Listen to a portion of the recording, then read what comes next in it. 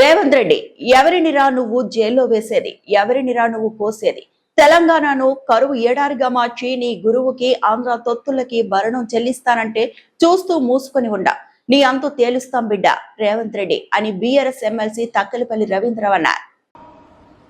ఎవడ్రా నీ బెదిరింపులకు భయపడేది? ఎవడ్రా నీ మాటలకు వెలిసేది?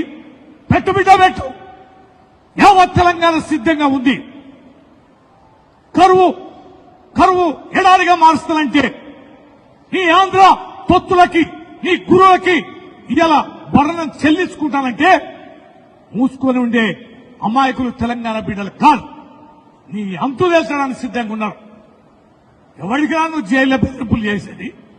ఎవరిరా నువ్వు కోసేది?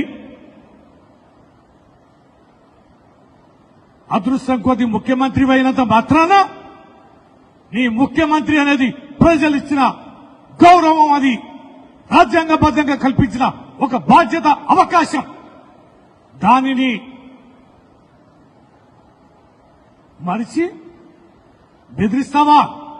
బెదిరింపులకు పాల్పడతావా?